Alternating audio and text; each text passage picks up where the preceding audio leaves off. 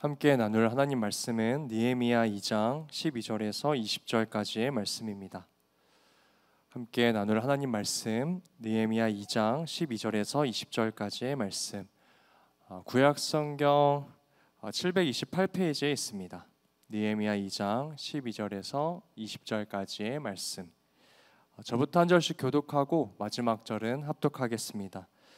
내 하나님께서 예루살렘을 위해 무엇을 할 것인지 내 마음에 주신 것을 내가 아무에게도 말하지 아니하고 밤에 일어나 몇몇 사람과 함께 나갈새 내가 탄 짐승 외에는 다른 짐승이 없더라.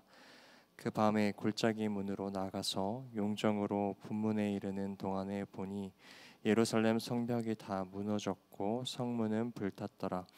앞으로 나아가 샘문과 왕의 무새에 이르러서는 탄 짐승이 지나갈 곳이 없는지라. 그 밤에 시내를 따라 올라가서 성벽을 살펴본 후에 돌아서 골짜기 문으로 들어와 돌아왔으나 방백들은 내가 어디 갔었으며 무엇을 하였는지 알지 못하였고 나도 그 일을 유다 사람들에게나 제사장들에게나 귀족들에게나 방백들에게나 그 외에 일하는 자들에게 알리지 아니하다가 후에 그들에게 이르기를 우리가 당한 공경은 너희도 보고 있는 바라. 예루살렘이 황폐하고 성문이 불탔으니 자 예루살렘을 건축하여 다시 수치를 당하지 말자. 함께 읽겠습니다. 또 그들에게 하나님의 선한 손이 나를 도우신 일과 왕이 내게 이른 말씀을 전하였더니 그들의 말이 일어나 건축하자 하고 모두 힘을 내어 이 선한 일을 하려 하매. 아멘. 오늘도 살아계신 하나님을 예배하기 위하여 한 자리에 모인 모든 청년부 지체들을 예수님의 이름으로 환영하고 축복합니다. 오늘도 모든 영광 받기에 합당하신 하나님께 박수로 영광 올려드리면서 우리 청년부 예배 시작하도록 하겠습니다. 오늘은 믿음의 공동체를 개척하라 라는 제목으로 함께 말씀을 나누려고 합니다. 2주 만이네요. 몽골 단기 선교를 다녀와서 한 주 못 봤는데 정말 오랜만에 본 것 같습니다. 여러분들의 기도와 응원 덕분에 저희 단기 선교팀이 몽골 선교를 은혜롭고 또 안전하게 마치고 돌아왔습니다. 20대 때 많은 선교를 경험했었지만 저에게 있어서 이번 몽골 단기 선교는 아마 평생 동안 잊지 못할 귀한 시간이 되었을 거라고도 믿습니다. 또 하나님께서 우리를 위하여 몽골 땅에 귀한 선물 같은 영혼들을 준비해 주셨고 또 선물 같은 시간들을 우리에게 허락해 주셔서 은혜로운 시간을 보내고 왔습니다. 그 자리에 있는 동안 여러분들의 생각이 많이 나더라고요. 우리 모든 청년부 지체들도 이 자리에 와서 이 은혜와 이 기쁨을 모두 다 누렸으면 좋았을 텐데 라는 생각이 들었는데요. 더 나아가 우리가 앞으로 이러한 선교를 함께 감당한 날들을 기대하고 또 기쁨으로 간구하면서 오늘 예배 마치고 또 몽골 선교를 다녀온 후기 영상을 여러분들과 함께 나누려고 합니다. 그 영상을 함께 보시면서 또 함께 기대해 주시고 또 함께 감사하는 마음으로 기뻐하는 마음으로 모든 선교를 이루신 하나님께 감사하는 시간을 가졌으면 좋겠습니다. 8월의 첫째 주 주일입니다. 무더운 날씨만큼이나 또 지친 일상을 보내고 계실 텐데 무더운 날씨에 우리의 몸은 지칠지라도 하나님을 향한 더욱더 뜨거운 마음과 간절한 마음으로 예배의 자리를 지키는 모든 청년부 지체들 되었으면 좋겠습니다. 새로운 말씀 시리즈를 8월부터 시작하려고 합니다. 8월의 주제는 바로 프론티어입니다. 함께 따라해 볼까요? 프론티어. 이 자리에 모인 분들이라면 우리 그리스도인들에게 있어서 이 성경이라는 것은 단순한 교훈책이 아니라 우리의 정체성을 선언하는 선언서라는 것을 모두 다 인정하실 겁니다. 우리가 오늘 이 자리에 모인 이유도요, 그저 그럴듯한 이야기를 잠시 듣고자 이 자리에 모인 것이 아니라 하나님의 말씀이 곧 나의 정체성이라는 것을 우리가 믿기에 그 말씀대로 살아가고자 오늘 우리가 이 자리에 모인 줄로 믿습니다. 그런 의미에서 8월 말씀 시리즈 주제인 프론티어는요, 하나님께서 우리에게 부여하신 정체성 중에 하나라고 말씀드리고 싶습니다. 여러분도 아시는 것처럼 이 프론티어라는 단어는요, 개척이라는 의미를 가지고 있습니다. 여러분 개인적으로 개척이라는 단어를 들으시면 어떤 마음이 떠오르시는지 모르겠어요. 솔직히 이 개척이라는 단어는요, 우리가 좋아하고 많이 사용하는 단어는 아닙니다. 오히려 이 개척이라는 단어는 때로 우리의 마음을 불편하게 만듭니다. 저 역시 성격 유형으로 치면요, 대문자 I의 성향을 가지고 있는 사람이거든요. 항상 누군가에게 지금 여러분들이 보고 계신 저의 모습은 200% 아니 2000%의 노력을 통하여서 여러분들에게 이러한 모습이 비춰지고 있는 겁니다 라고 꾸준히 이야기 드리는데 다들 안 믿더라고요. 그런데 저는 대문자 I의 성향이라 낯선 곳보다는 익숙한 자리에 뿌리 내리는 것을 더욱 좋아합니다. 그리고 어딘가에 스스로 잘 안착하기만 해도 참 스스로가 대견한 것 같아요. 그래서 나 이번에 참 잘 적응했다, 이번에도 잘 해냈다라는 생각을 하곤 합니다. 그래서 이 새로운 곳을 향해 나아가는 이 개척이라는 단어는요, 뭔가 저를 불편하게 하고 불안하게 하는 단어 중에 하나입니다. 그런데 사실 저뿐만이 아니라요, 인간이라면 누구나 이 자신의 안전지대를 벗어나서 새로운 곳을 향해 나아가는 것을 불안해하고 두려워하기도 합니다. 왜냐하면 어느 한 자리에 뿌리를 내리고 안정된 삶을 누리는 것은 오늘날 이 사회가 지향하는 이상형의 모습이고 인간의 본능적인 욕망이기 때문입니다. 그런데 이 개척이라는 단어는요, 우리의 이 인간의 본성과 욕망을 거스르는 일이기 때문에 이 개척이라는 단어가 우리에게 주는 뭔가 모를 찝찝함이 우리의 마음속에 있는 것 같습니다. 그래서 성경이 말하는 이 개척, 하나님이 우리를 프론티어로 부르셨다라는 이 부르심은 어쩌면 우리에게 조금 불편함을 주는 말일지도 모르겠습니다. 이 복음이라는 것은요, 여러분, 우리로 하여금 그저 안전지대에 머물러 있게 하는 것이 아니라 하나님께서는 우리에게 내가 명령하는 그곳으로 가라라고 지속해서 말씀하시기 때문입니다. 여러분 대표적으로 창세기에 등장하는 몇몇 인물들을 보아도 그러해요. 아브라함을 기억하실 겁니다. 하나님께서 이 아브라함이라는 인물을 찾아오셔서 첫 번째 말씀하시는 것도 떠나라 라는 말씀이었어요. 우리 창세기 12장 1절의 말씀을 함께 읽어볼까요? 여호와께서 시작. 여호와께서 아브라함에게 이르시되 너는 너의 고향과 친척과 아버지의 집을 떠나 내가 내게 보여줄 땅으로 가라. 여러분 이 말씀에서 나오는 너의 고향, 너의 친척 아버지의 집은 오늘날 우리로 말할 것 같으면은 내가 모아둔 재산이 있는 곳을 의미할 수도 있습니다. 아니면 나의 오래된 친구들이 있는 곳을 의미할 수도 있어요.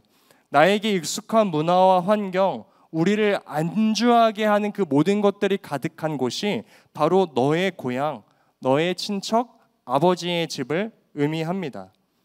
그래서 여러분 아브라함이 이 고향을 떠난다는 것은요, 단지 주소지를 옮기는 문제가 아니었다는 것이에요. 이것은 아브라함의 안전지대가 흔들리는 나를 불편하게 하고 불안하게 하는 결정과 선택이었다는 것입니다. 그런데 하나님께서는 아브라함에게 떠나라 라고 말씀을 하세요. 동일하게 창세기에 등장하는 모세도 마찬가지입니다. 여러분 모세의 인생은요, 떠남과 개척의 연속이었다고도 볼 수 있습니다. 먼저 모세는 왕궁에서 태어났지만 그 왕궁의 안전지대를 떠나 광야로 들어가게 됩니다. 이제 광야에 왔는데 그 광야에 머물러 있는 게 아니라 다시 이스라엘 백성들을 구원하기 위해 애굽으로 떠나요. 그리고 애굽에서 도착했는데 그 애굽에 뿌리 내리면서 사는 것이 아니라 다시 이스라엘 백성들을 데리고 광야와 가나안 땅으로 떠나고 개척하는 모습을 볼 수 있습니다. 이처럼 여러분 모세의 삶도 그 삶 자체가 프론티어, 개척의 연속이었다는 것을 알 수 있어요. 여러분 이처럼요, 모세와 아브라함뿐만이 아니라 성경을 계속해서 읽다 보면은 하나님께서는 자신의 백성들을 애써 찾아오셔서 그들에게 하시는 말씀이 떠나라, 개척하라 라는 이 정체성을 반복해서 말씀하고 계신다는 것을 우리가 알 수 있습니다. 그런데 여러분, 우리가 이런 내용을 듣다 보면 하나님께서는 우리가 안전하기를 원하시지 않으신가? 이런 생각이 들 수 있어요.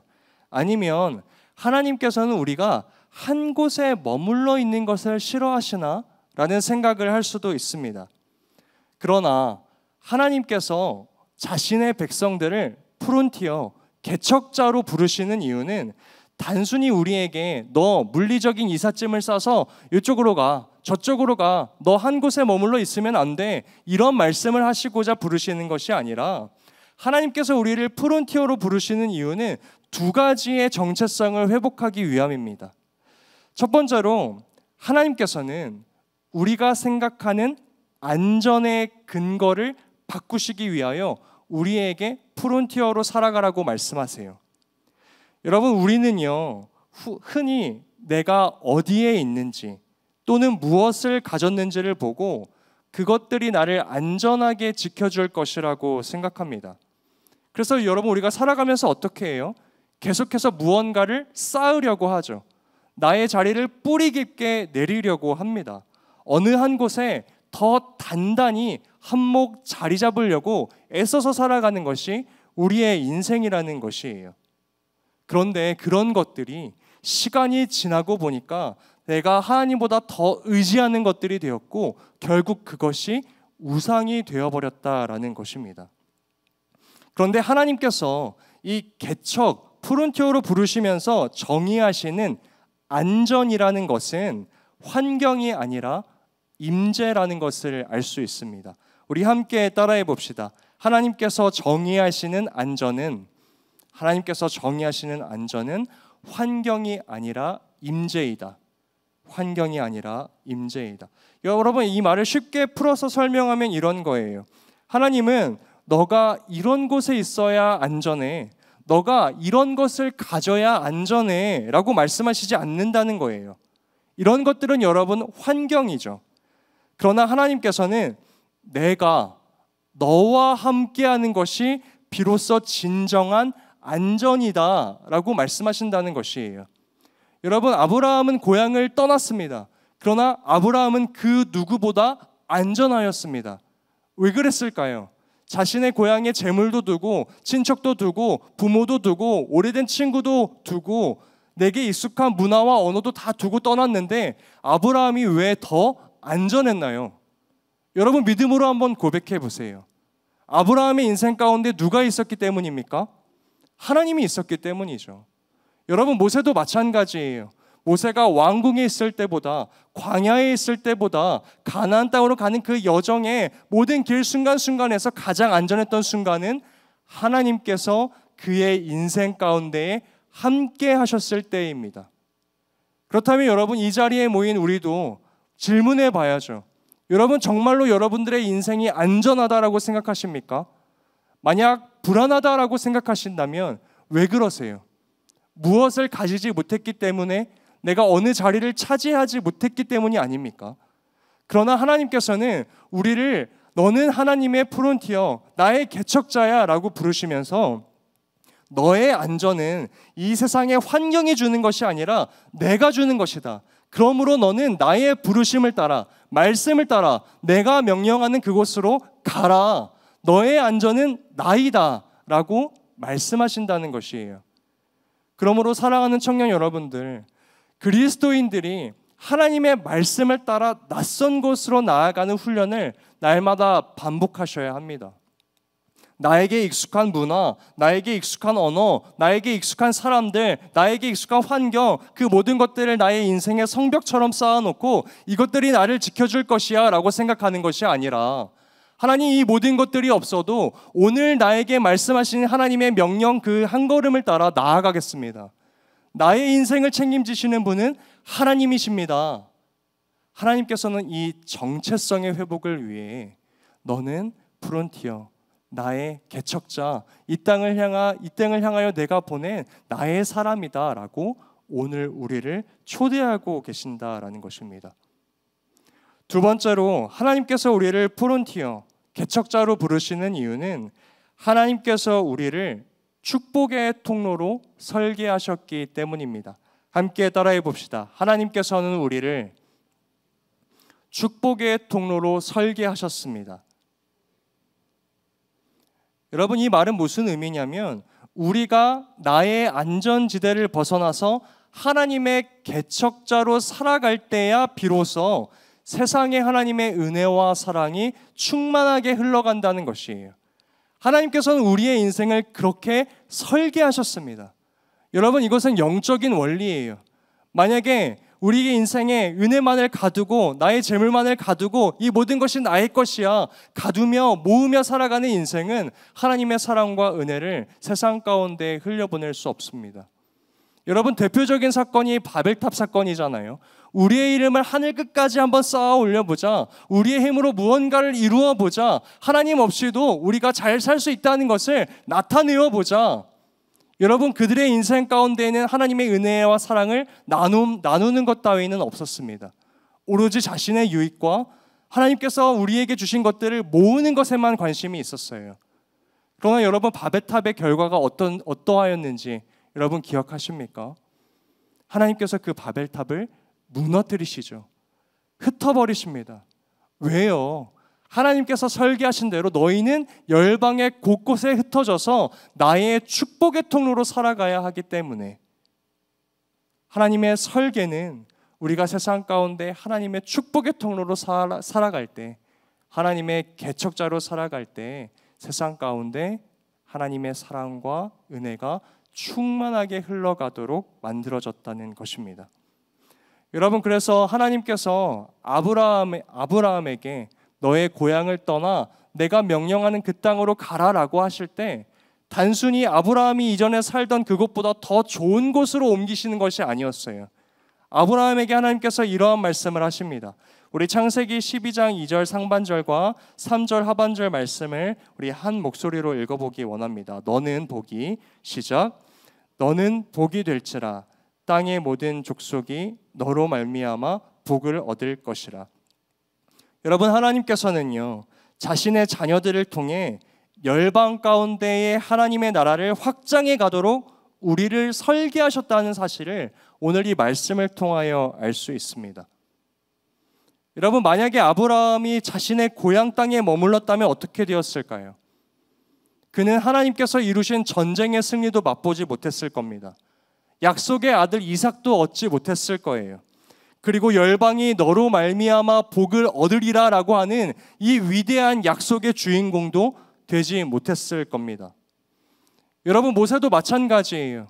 모세가 하나님의 프론티어로서 개척자로서 살아가지 아니하고 나는 하나님 이 왕궁이 좋사오니, 아니면 하나님 나는 이 양을 치며 살아가는 것이 좋사오니 라고 말하면서 그 자리에 머물렀다면 모세의 인생에는 애굽의 10가지 재앙 기적도 일어나지 않았을 거고, 홍해가 갈라지는 기적도 일어나지 않았을 거고, 광야에서 만나와 메추라기를 얻는 하나님의 기적도 얻지 못했을 것이라는 겁니다.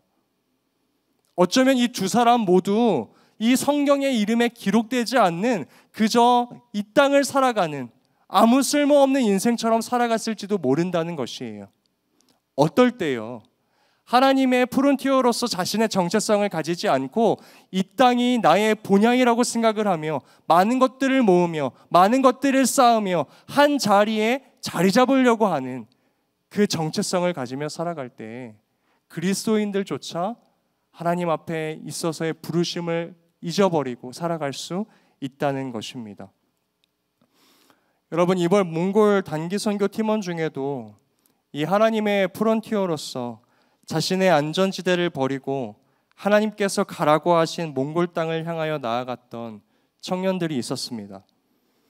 한 지체는 9박 10일간의 선교를 가기 위해 알바를 10일간 뺐었어야 됐었는데 10일 동안 자리를 비우는 게 허락되지 않자 결국 그 일을 그만두고 이번 선교에 참여했습니다. 여러분, 그런데 저는 이 한 사람이, 이 한 청년이 자신의 그 안전지대를 벗어나지 않았더라면 이번 몽골 단기 선교 때 그 사람을 통하여, 그 청년을 통하여 어쩌면 한 영혼이 하나님의 복음을 듣지 못했을지도 모른다는 생각을 합니다. 하나님을 향해 개척의 한 걸음을 내딛었던 이 청년은 세상이 보기에 미련해 보이는 청년일지도 모르겠어요. 그러나 여러분, 하나님의 계산기는 그런 식으로 계산되지 않는다는 것을 기억해야 합니다. 저는 이 청년이 이후 영원한 하나님 나라에서 자신이 복음을 전한 그 몽골의 아이들과 영원히 하나님을 예배하고 찬양하며 기쁨을 누리는 열매를 맛보게 될 줄로 믿습니다. 나중에 그 영혼들이 하나님 나라에서 이 청년에게 다가와 이렇게 말할 거예요. 당신의 그 걸음으로 인해 내가 이 하나님 나라에 있습니다. 사랑하는 청년 여러분, 우리는 이러한 소망을 가지고 이 땅에 하나님의 나라를 개척해가며 살아가는 사람들입니다. 이 땅을 본향 삼고 살아가는 사람들이 아니라 영원한 하나님 나라를 바라보며 오늘도 나에게 말씀하시는 그 지경을 향하여 한 걸음 내딛는 자가 바로 그리스도인들이다. 오늘 성경은 말하고 있다는 것입니다. 그래서 8월 우리 한 달은 우리가 하나님의 이 설계도를 따라 우리의 안전지대를 버리고 개척해 가야 할 영역들이 무엇이 있을까를 함께 고민해 보려고 합니다. 오늘 그 첫 번째 영역을 함께 나누고자 합니다. 그 바로 첫 번째 영역은 믿음의 공동체를 개척하는 것입니다. 함께 따라해 봅시다. 믿음의 공동체를 개척하라. 오늘 우리가 본문으로 느헤미야를 읽었습니다. 여러분, 느헤미야가 살아가고 있는 시대가 어떠한 배경을 갖고 있는지 아시나요? 느헤미야의 시대는 이스라엘 백성들이 바벨론 포로에서 귀환한 지 약 90년이 지난 시점입니다. 그런데 90년이나 지났음에도 여전히 예루살렘 성벽은 무너져 있고 백성들의 마음도 동시에 무너져 있었던 시기가 바로 이 느헤미야의 시대였다는 것이에요. 바로 이때 페르시아 수산궁에 있었던 느헤미야가 이 소식을 듣습니다. 아직도 나의 민족 땅 그 땅에 예루살렘 성벽은 무너져 있고 나의 민족들 백성들의 마음은 무너져 있구나. 이 소식을 들어요. 이 소식을 들은 느헤미야의 반응이 어떠한지 우리 느헤미야 1장 4절의 말씀을 한 목소리로 읽어보겠습니다. 내가 이 말을 듣고 시작. 내가 이 말을 듣고 앉아서 울고 수일 동안 슬퍼하며 하늘의 하나님 앞에 금식하며 기도하여. 여러분, 지금 느헤미야가 있는 장소를 잘 기억하셔야 해요. 느헤미야는 페르시아 궁에 있습니다. 오늘날로 따지면은 사회적으로 성공한 자리이고 삶이 보장된 자리였다는 것이에요. 우리가 말하는 안전지대라고도 볼 수 있습니다. 그런데 자신의 민족에 대한 이야기가 조금은 가슴 아플 수 있지만 굳이 신경 쓰지 않아도 되는 자리를 살아가고 있다는 것입니다. 아니요, 어느 정도의 관심과 적절한 도움은 줄 수 있을지도 모르겠습니다. 그러나 오늘 말씀은요, 느헤미야가 이 말을 듣고 수일 동안 슬퍼하면서 하늘의 하나님 앞에 금식하여 기도하였다라고 기록하고 있습니다. 사랑하는 청년 여러분, 오늘날 믿음의 공동체 가운데에 이런 느헤미야와 같은 프론티어가 필요합니다. 이 시대 가운데 자신이 속한 교회의 공동체의 아픔과 연약함을 보고 눈물을 흘리고 하나님 앞에 금식하며 기도하는 자가 얼마나 있다고 생각하시나요? 저부터도 이 말씀에 너무나 많은 찔림을 받습니다. 오늘 이 자리에 앉아 계신 여러분들은 어떠세요? 하나님의 공동체와 교회를 바라보며 무너져가는 가슴 아픈 사람들이 모여있는 그 영혼들을 바라보며 여러분들은 눈물을 흘리며 하나님 앞에 금식하여 기도하고 계십니까? 오늘날 믿음의 청년들이 모두가 안전한 공동체를 원합니다. 문제가 없는 공동체를 원합니다. 즐거움을 주는 공동체를 원합니다. 나에게 유익을 주는 공동체를 원합니다. 모두 다 이런 교회를 찾아 헤맨다고 이야기해요. 그러나 여러분, 이러한 사람은요, 이러한 좋은 것들만을 찾아다니는 사람은요, 누군가가 만들어 놓은 열매는 따먹어 볼 줄은 아는 사람이겠지만 열매를 심고 열매를 맺는 기쁨은 모르는 사람이라는 것입니다. 그런데 반면 오늘 느헤미야는 자신의 민족의 고통을 듣고 울며 금식하고 기도할 뿐 아니라 자신이 있었던 그 안전지대를 벗어나 성벽이 무너진 예루살렘으로 향합니다.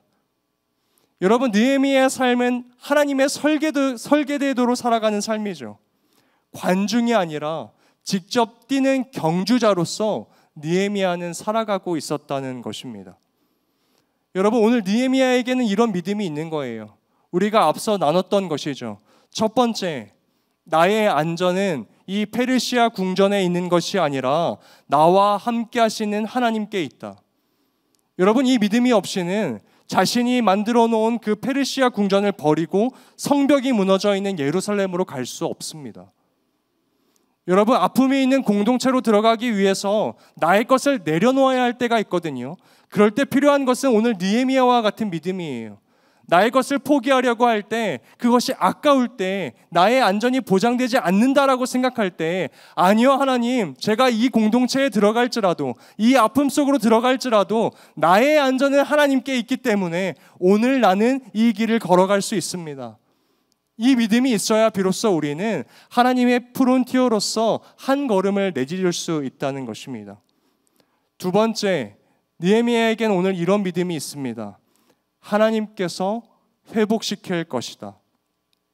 여러분, 이 두 가지의 믿음을 가지고 있는 사람을 통하여 오늘날 교회 공동체는 회복되고 세워진다는 것입니다.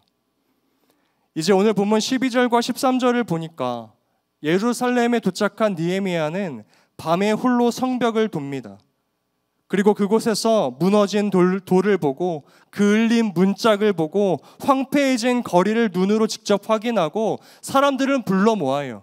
그리고 나서 이렇게 이야기합니다. 우리 느헤미야 2장 17절의 말씀을 한 목소리로 읽어보겠습니다. 후에 그들에게 이르기를, 시작.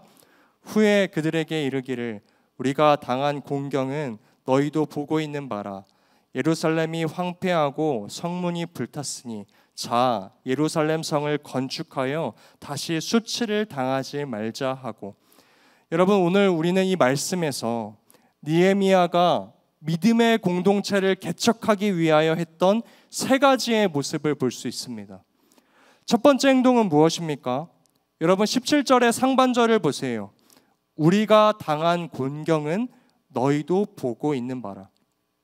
우리말로 쉽게 풀어서 설명하면 여러분도 아시는 것처럼 우리는 지금 어려움에 빠져 있습니다 라고 말했다는 것이에요.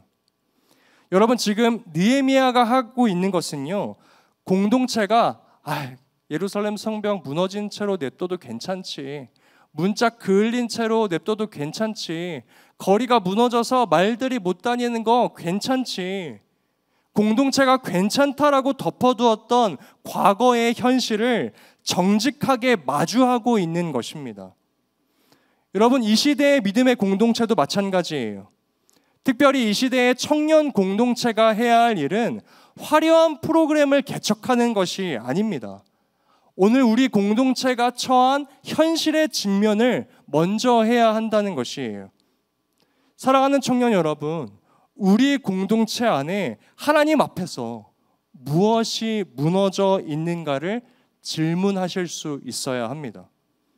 우리 공동체 안에 무너진 기도가 있지는 않은가, 끊어진 관계가 있지는 않은가, 방치된 사명이 있지는 않은가, 그저 인간적으로 볼 때 괜찮다라고 여겼던 수많은 것들이 있지는 않은가, 그것들을 바라보며 느헤미야처럼 눈물의 기도로 직면하셔야 된다는 것이에요.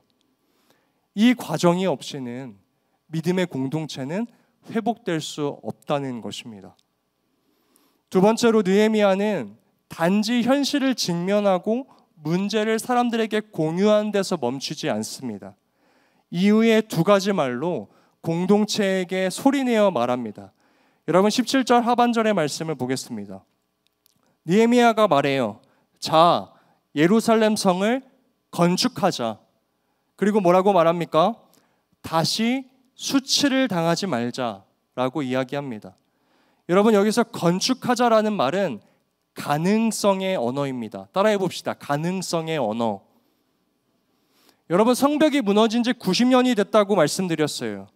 우리가 이 무너짐에 익숙한 지 90년이라는 시간이 지났지만 우리는 성벽을 세울 수 있다라는 가능성의 언어를 자신의 믿음의 공동체에게 선언했다는 것입니다.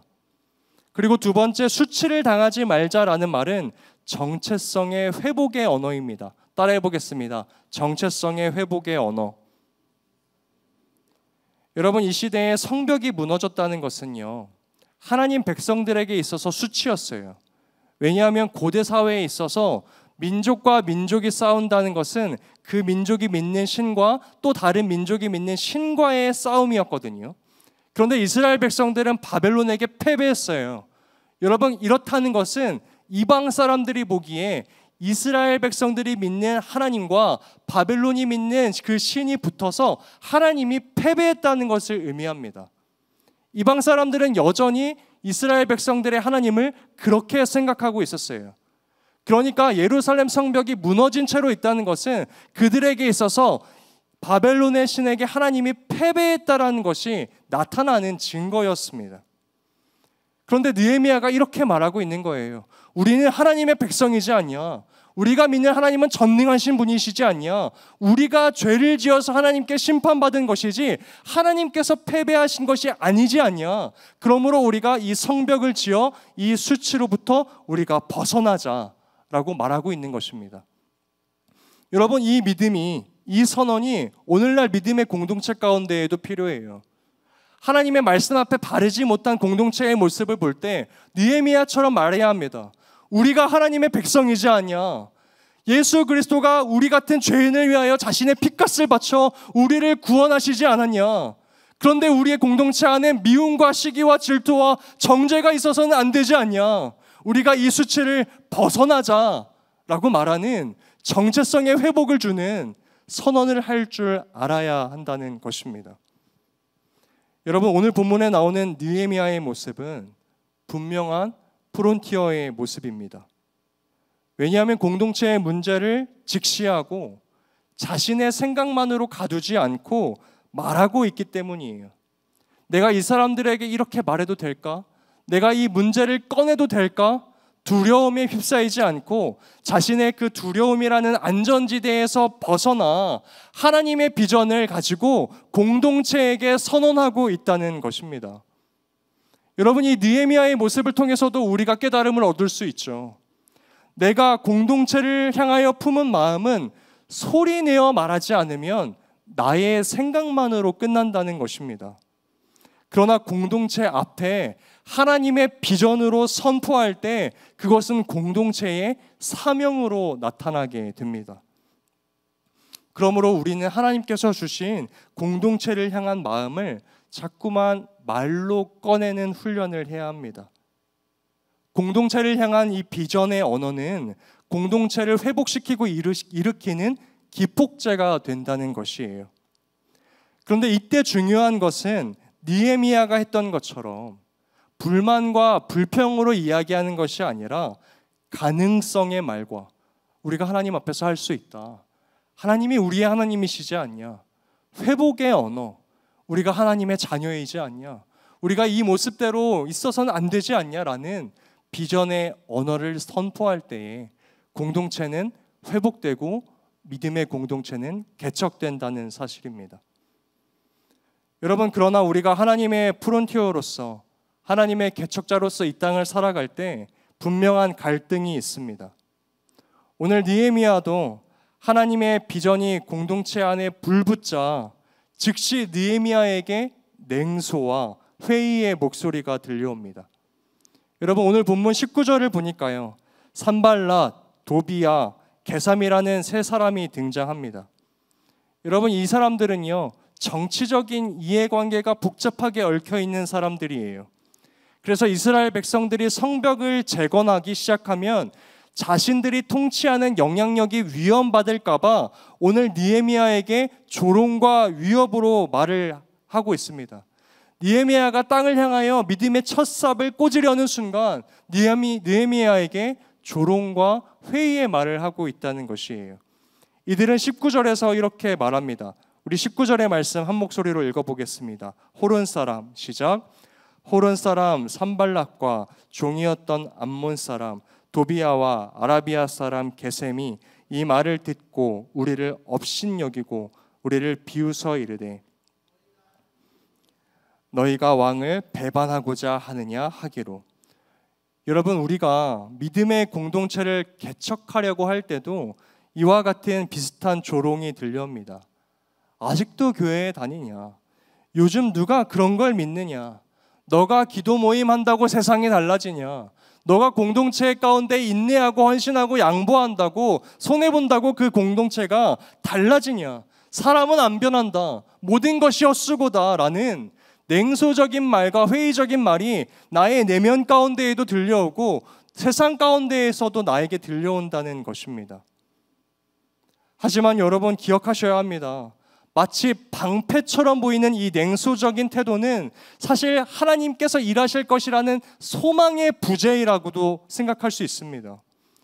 이 회의와 냉소적인 언어는요, 공동체를 마비시키는 독소가 된다는 것입니다.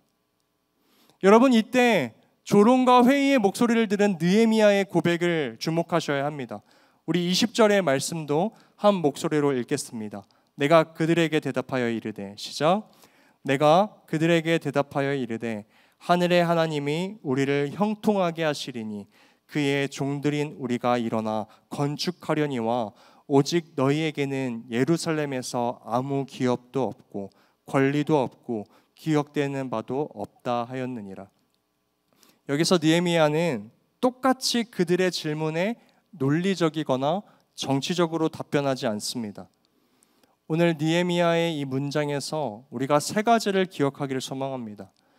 여러분, 느헤미야는요, 내가 아니라 하늘의 하나님이라고 이야기하고 있습니다.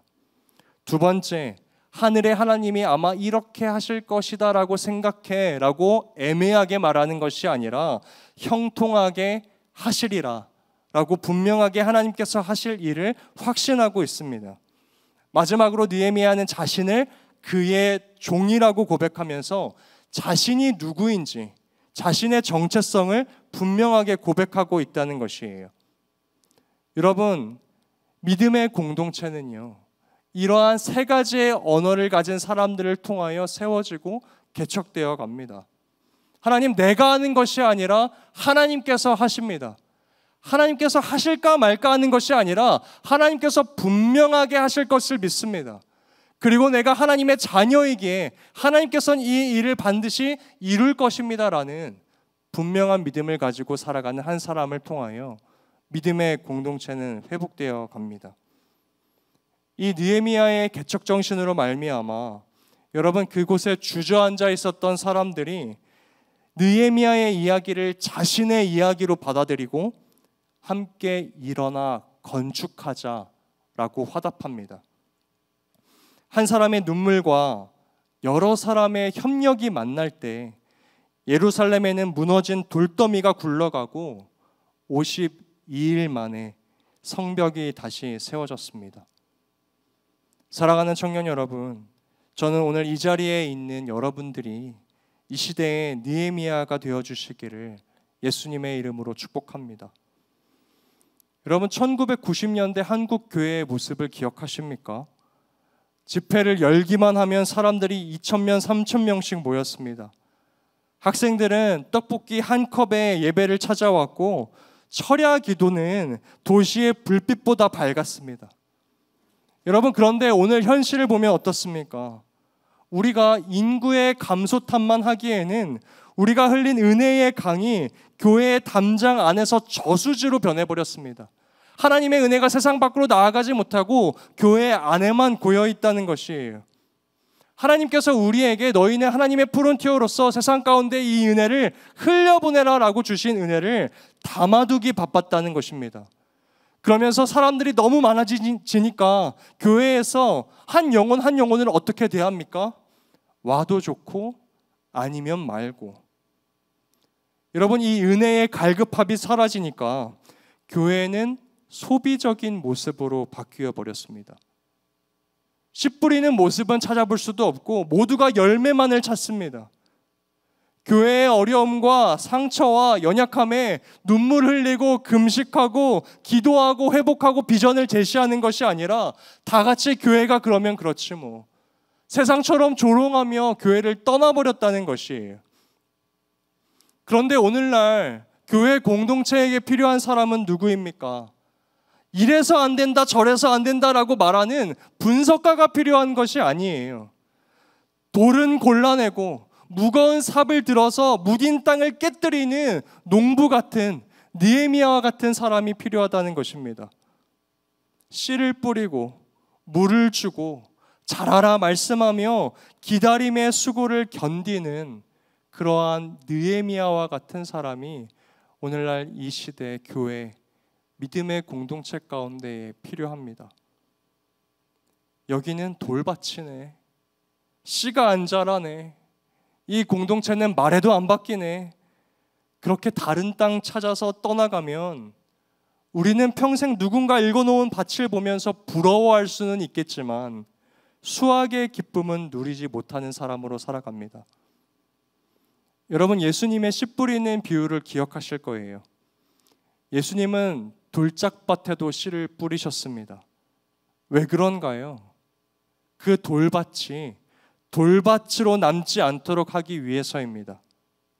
그러므로 사랑하는 청년 여러분, 이 시대의 믿음의 공동체를 개척하기 위하여 하나님의 프론티어로서 공동체 가운데 또 말하고 말씀의 씨를 뿌리고 또 먼저 다가가시는 이 시대의 느헤미야와 같은 사람이 되시기를 예수님의 이름으로 축복합니다. 여러분, 공동체를 향하여 여러분들이 가진 불만이나 상처가 있으십니까? 어쩌면 그것은 하나님께서 여러분이 그 공동체 가운데 프론티어로서 살아가도록 마음을 부어주신, 발견하도록 허락하신 부분일 수도 있다는 것이에요. 그저 불평하고 불만하고 상처받으라고 하나님께서 주신 것이 아니라 내가 이를 위하여 너를 그 공동체에 보냈자니 가능성의 언어로, 회복의 언어로, 눈물의 기도로, 인내로 그 믿음의 공동체를 다시 한번 개척해 주지 않겠니? 여러분, 그러한 마음으로 하나님께서 나에게 그러한 부분을 발견하게 하신 것일 수도 있다라는 것입니다. 도전합니다. 이 시대의 느헤미야가 되어 교회 공동체의 연약함을 발견하십시오. 먼저는 교회 공동체 가운데에 나를 안주하는 것에서 벗어나야 합니다. 기도의 모임 가운데로 나아가지 못하게 하는 안주함이 있으십니까? 말씀의 나눔을 하지 못하게 하는 안주함이 있으십니까? 예배의 자리를 지키게 하지 못하는 안주함이 있으십니까? 여러분, 그 안주함에서 벗어나셔야 합니다. 제가 자주 말씀드려요.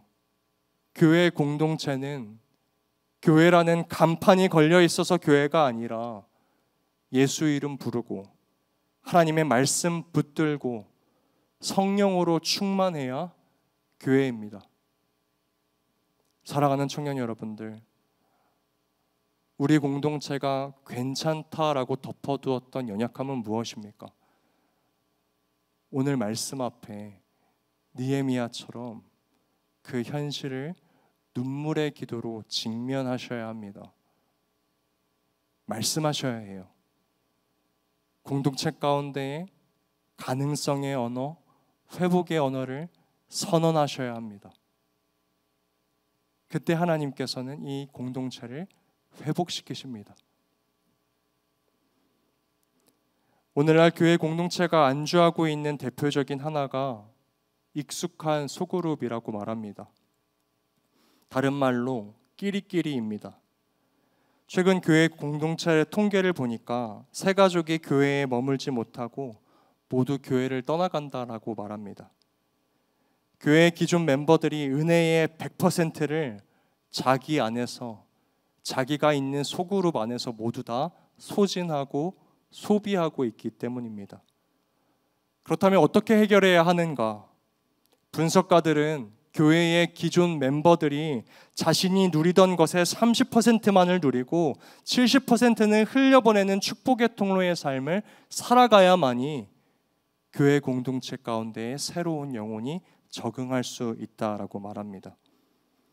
예배 후에 10분의 시간을 떼어 낯선 사람의 이름을 외우는 것, 기존에 내가 앉던 자리, 공간을 비워 새 얼굴을 앉히는 것, 공동체의 시간과 자원 30%를 새가족 초대와 돌봄과 재투자하는 이야기들이 최근 들어서 다시 이야기되고 있습니다. 사랑하는 청년 여러분, 이처럼 교회 공동체의 연약함을 발견하고 눈물로 기도하고 회복과 가능성의 비전을 제시하고 하나님께 맡겨드리는 하나님의 프론티어들이 있어야 우리 공동체는 회복됩니다. 말씀을 마무리하면서 오늘 내가 속한 믿음의 공동체를 향하여 이렇게 고백하시는 청년들 되기를 축복합니다. 하나님, 내가 처한 상황이 돌밭이라도 포기하지 않고 믿음의 삽을 꽂겠습니다. 냉소 대신, 회의 대신 말씀의 씨를 뿌리고 회피 대신 사랑의 물을 주며 결과보다 순종으로 공동체 가운데 머물겠습니다. 하나님께서 형통케 하신다는 이 확신으로 오늘도 나를 하나님의 프론티어로서 믿음의 공동체를 개척하는 자로서 살아가게 하여 주시옵소서. 사랑하는 청년 여러분, 느헤미야 한 사람을 통하여 90년 동안 무너졌던 성벽이 52일 만에 재건되고 다시 한번 그들의 정체성이 회복되었던 것처럼 오늘 이 시간 이 자리에 앉아 하나님을 향하여 자신의 정체성을 분명히 하고 느헤미야처럼 하나님 이 시대 가운데 믿음의 공동체를 개척해 나가겠습니다, 그런 프론티어로서 살아가겠습니다라고 결단하는 여러분 한 사람 한 사람을 통하여 이 공동체와 교회가 회복될 뿐만이 아니라 열방의 교회들 가운데 하나님의 사랑과 은혜가 온전하게 흘러가게 될 줄로 믿습니다. 그렇게 살아가시는 저와 모든 새한 라이즈 되시기를 예수님의 이름으로 축복합니다. 우리 들은 말씀 기억하며 함께 합심이라는 찬양 부르길 원합니다. 느헤미야의 마음으로 하나님, 우리가 합심하여 믿음의 공동체를 세우기 원합니다. 공동체의 연약함과 아픔을 불평과 불만으로 담지 않고 눈물로 기도하며 회복과 가능성의 말로 하나님의 비전으로 세워가는 믿음의 공동체 되게 하여 주시옵소서. 우리 이러한 마음으로 함께 찬양하며 나아가겠습니다. 이제 합심하여